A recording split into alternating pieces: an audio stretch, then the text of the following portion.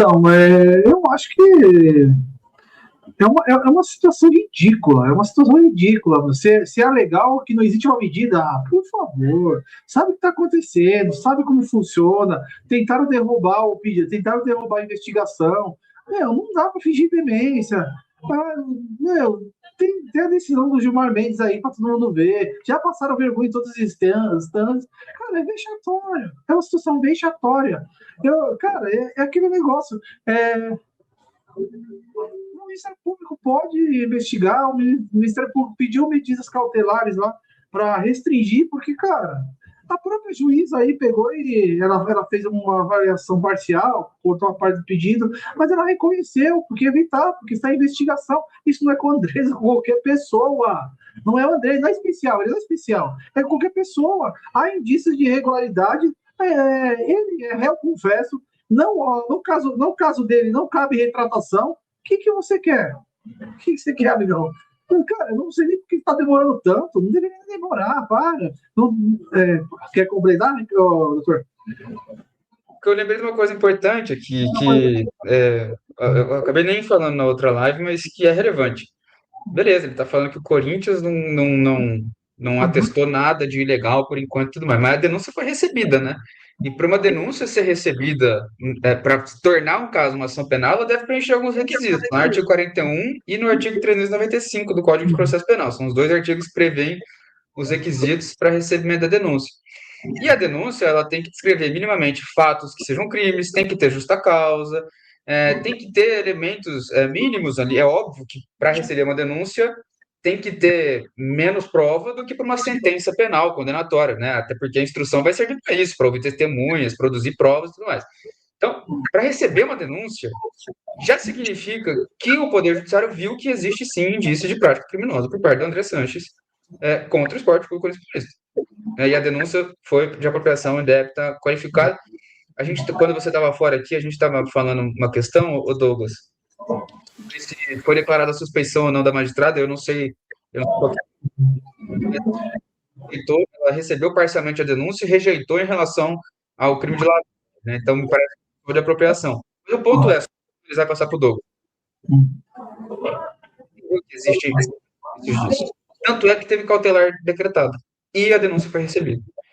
Então, é leviana a nota da defesa do Andrés, embora, de novo, seja legítima. Tá tudo certo, já passei por isso também.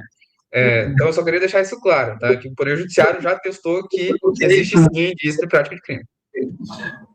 Agora complementando aí o que o doutor falou, a situação é complicada. Depois daí eles pegam e falam de expor a imagem do clube. O que eles fizeram aí? Já caso de afastamento. Outro ponto também que eu falei, eu critico o senhor Pantaleão, ele é criminalista. Você tinha uma decisão, você tinha uma cautelar, você deveria simplesmente aplicar ela no processo administrativo. Simplesmente fazer a aplicação dela. Você chama o senhor Romeu Tomás Júnior, que as pessoas esquecem, eu não esqueço. Ele pediu para o Romeu Tomás Júnior se manifestar quanto ao pedido aí da cautelar, ele ignorou, só procurar aí, ele ignorou. E agora, depois de um tempão, ele vem aqui com essa conversa fiada aí, depois que ele acaba suspendendo depois. Então, a questão é a seguinte, ela reconheceu porque não havia como não reconhecer. Ele não pode usar dinheiro que não é dele. Ele não pode. É desvio, desvio de finalidade. Não pode usar. Você não pode usar para fins pessoais. Isso já está caracterizado. Não precisa ficar discutindo aqui. Então, não é uma coisa que se debate, é uma coisa que é fato incontroverso. Não pode destinar o valor para fins pessoais. Então, é muito simples isso. Isso daí prevê o estatuto, isso daí prevê a penalidade, prevê tudo. Não é uma coisa que se discute, por isso que ele aceitou de pronto, e daí ela entendeu que na questão tributária, a questão de crime tributário, ela entendeu que não se enquadrava. Discordo dela, mas não passou 2 dias, a mulher pegou e falou que comprou os negócios no nome lá, que ele emprestou cartão, amigão. Quanto a parte aí da suspensão da juíza, tá pendente de julgamento. Só que como houve um complemento aí da amiga do Andrés Palmeirense, cara, eu acho que não tem mais o que discutir. Comprou no móvel, comprou isso, comprou, cara, tá boa. Tá bom, eles vão conseguir postergar o negócio, mas eu acho que é uma coisa que se discute e me admira muito o clube ser conivente com isso daí. Ser conivente. Só pela repercussão do que o Andrés falou, atacando o clube, já é caso de afastamento liminar. Já é caso de afastamento liminar. Tá expondo o nome do clube.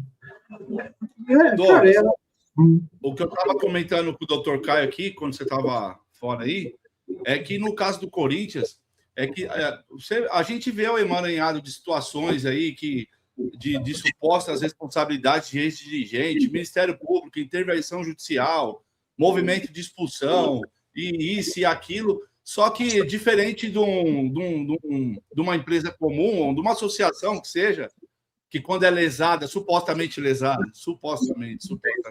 lesada, ele vai reclamar isso aí, né? Diante da justiça. E no caso do Corinthians, esse CNPJ não reclama de nada. Eles não se colocam, eles não se pronunciam. A impressão que dá é que, tipo assim, ninguém lesou nada aqui, ninguém mexeu em nada, tá tudo certo. Não sei por que vocês estão fazendo isso.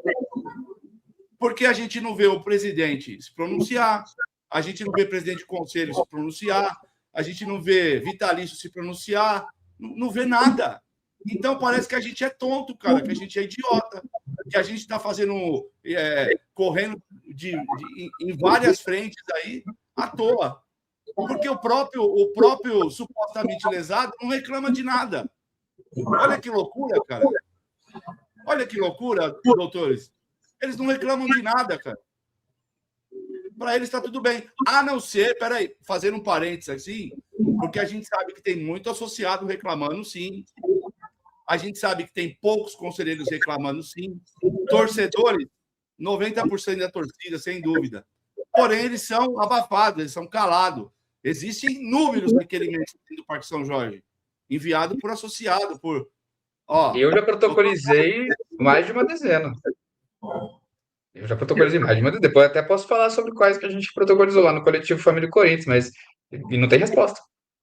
Não tem resposta, cara. Então, você entrou nessa seara aí, daí você pergunta por por que estão clamando pela intervenção? Porque não funciona. Não funciona. Tem o dever de esclarecer. Mas você já pensou, Douglas, se alguém lá dentro fizesse coro a isso, pegasse um microfone numa coletiva, como a gente vê acontecer aí em outras situações aí, falar, realmente o negócio aqui tá assim, tá assado, tá desse jeito mesmo, e a gente precisa de... isso não existe, cara. Não existe, cara. Eu sei que talvez seja uma tolice minha e seja muito bobo que eu tô falando, mas é notório para todos nós, porque o nosso cansaço e a nossa angústia se dá por quê? Porque a gente vê... Eu tô falando, tá? Não é nem o Douglas, nem o Caio. A gente vê a maior organizada do clube calada. Diante de tudo isso que está exposto aí. E é público. A maior torcida organizada calada. Os dirigentes lá dentro não falam nada. O presidente só sabe sorrir para a TV e tirar foto. Cara, de fato, é o que o Douglas falou. Aquilo lá parece que parou nos anos 70, 80 e eles não dão conta de pôr a máquina para rodar do jeito certo, limpo. Saca? Então é tudo no fio do bigode ainda, que nem quando a gente ia comprar coca no bar do Português quando era pequeno. Ô, seu Zé, me dá uma coca aí, anota aí para minha mãe paga no final do mês. Ah, anota, tal. Aí chegava lá no final do mês, você achando que era 2 cocas que você tinha pego, o seu Zé marcava 5, ou às vezes o seu Zé marcava uma só, esquecia. E era tudo assim, ó, na base da caderneta. Então, o que mais me aflige, Douglas e Caio, hoje, como torcedor comum, é que lá do lado de dentro, parece que para eles está tudo bem, cara. Essa omissão, ela dá uma desesperança na gente, né? Porque aqui a gente pode ver por 2 pontos, só dando exemplos práticos para o pessoal aqui sobre isso, tudo que o Márcio falou. O MP, né, o Ministério Público, tendo que insistir toda hora para conseguir documento para ajudar a nação penal que está apurando o crime contra o Corinthians. Então, o Corinthians está dificultando o trabalho do Ministério Público em descobrir crimes praticados contra ele. Né? E ele é a vítima, ele é o maior interessado. Ele deveria ser o maior interessado de estar lá no processo, ajudando o Ministério Público. E a gente não vê isso. Não vê isso. Então, esse é o primeiro ponto. Essa é a primeira omissão para mim, que é muito relevante e diz muita coisa. E segundo, é essa falha absoluta, né, dos procedimentos internos, né? Então, como é que estão os processos internos ali para apurar a responsabilidade do Willi, do Augusto, do Andrés? Que pé que tá? Que o Corinthians está fazendo sobre isso? Já expulsou alguém? Não, toda hora que surge a oportunidade, não, vou suspender aqui. É igual aquela decisão do Tuma recentemente. Não, vou suspender aqui os processos internos contra o Andrés e o Duílio, porque eventualmente eu posso estar cometendo um crime de desobediência, porque tem cautelares determinados. Primeiro que não tinha cautelar do Duílio, né? Então o Duílio não tinha que estar naquela decisão.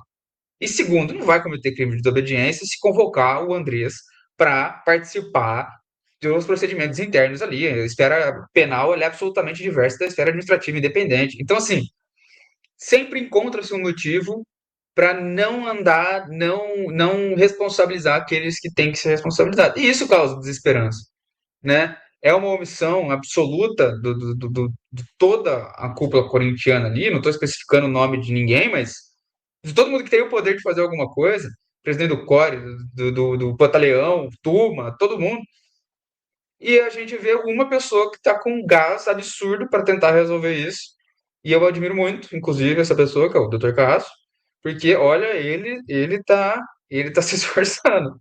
Se fosse defender do Resiliente. Corinthians, nada disso estaria acontecendo. Agora, por exemplo, eu vi o Douglas falar, acho que foi semana passada, lá na live dele do Reis. Uma coisa que aconteceu, para você ter uma ideia, que aconteceu há 8 meses, me diz aí se eu estou falando bobeira aqui, Douglas. Que foi a Comissão de Justiça ou a Comissão de Ética que começou a colocar o processo contra os dois lá para andar? Foi semana passada, não foi? E eles disseram que receberam as faturas na quarta-feira só. Foi isso, Douglas? Então, tem essa questão das faturas aí, tudo. Uma coisa que aconteceu que foi exposta há 8 meses, eles falaram que só recebeu essas faturas agora. Pô, cara. Cara, ainda externar isso daí é simplesmente ridículo. O nosso querido Pantaleão, e juntamente com o Toma, eles inventaram um procedimento que não existe no estatuto. Pode chorar, não existe. Se você me provar que existe esse procedimento que tem que passar antes na comissão de justiça, que nem eleita não é, eu não advogo mais. Se você me provar isso aí, não há previsão estatutária, não há previsão estatutária.